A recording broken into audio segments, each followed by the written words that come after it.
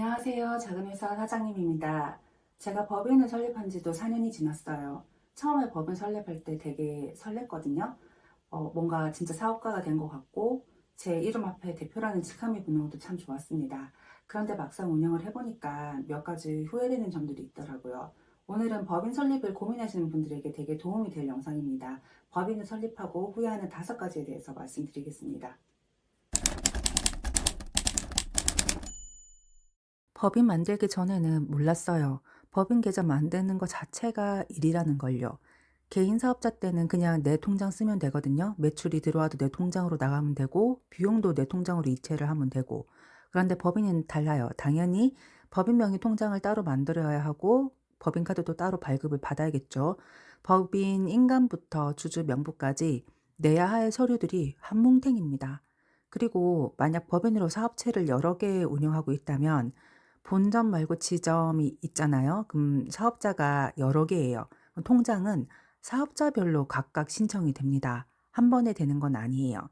저희 경우 무인 매장을 프랜차이즈화 하려고 몇 개 운영을 했는데 매장마다 사업자 번호를 당연히 받아야 했고 아까 사업자 등록증을 내야 되겠죠. 지점이 많아질수록 이게 관리가 안 돼서 '통장 하나로 할 수 없나.'라는 생각이 들어서 찾아봤는데 사업자 단위 과세라는 게 있거든요. 이거는 본점을 하나를 둔다고 하면 본점에서 새로운 지점이 생길 때마다 지점의 사업자 등록증은 받지만 그 사업자 등록증을 본점과 단위 과세로 묶어서 부가세 신고를 하겠다라는 거예요. 그러면 사업자 등록증상 사업자 번호가 본점이랑 같아지는 거예요.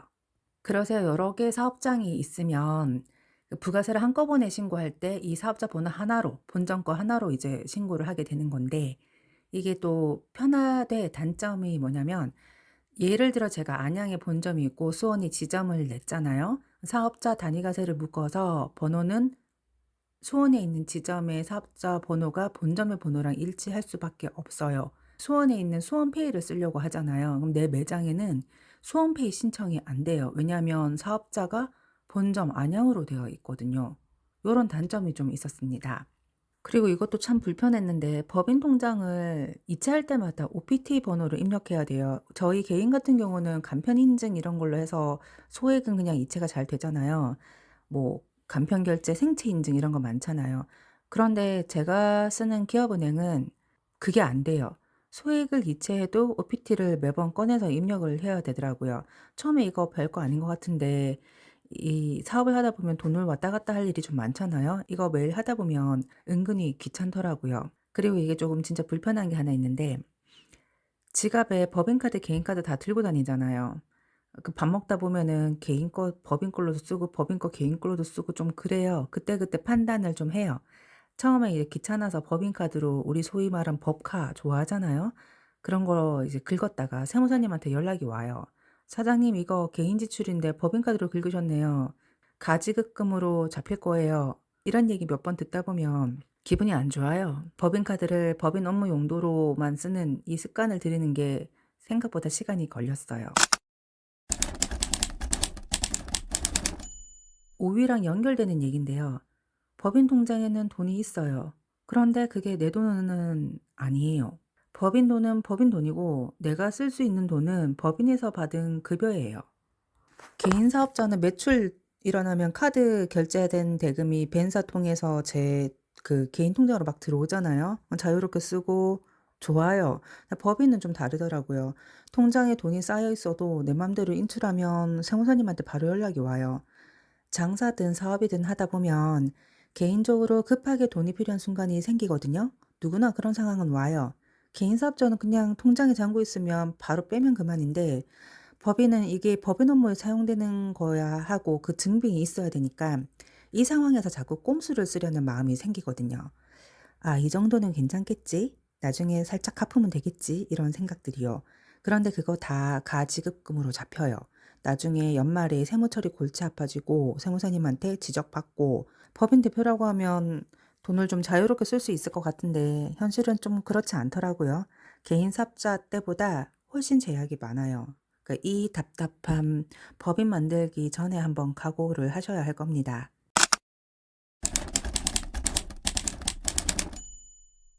법인 설립 전에는 비용 계산을 이렇게 했어요. 세금 아끼는 만큼, 그러니까 개인 사업자로 했을 때 세금 부담과 법인 사업자로 했을 때 세금 부담의 차이가 있을 테고, 법인이 세금을 더 아껴준다고 하니 세금을 아끼는 만큼 세무사 비용을 내면 되겠지 뭐. 이렇게 단순하게 생각을 했었죠. 그런데 법인을 유지하려면 매달 고정으로 나가는 게 있어요. 뭐 세무 기장료는 당연하고 4대 보험, 여기에 이제 법인세 신고 수수료 요런 거. 매출이 잘 나올 때는 이게 크게 안 느껴지거든요. 그런데 제가 한동안 사업이 좀 부진했을 때 이 고정비가 너무 부담되는 거예요. 개인 사업자는 매출 없으면 그냥 쉬면 되지만 법인은 가만히 있어도 돈이 막 나가는 느낌이에요. 법인 만들기 전에 이 유지비용을 먼저 계산을 해 보셨으면 좋겠습니다. 내 매출에서 이런 비용을 차감하고도 법인이 과연 유리할까 이런 생각을요.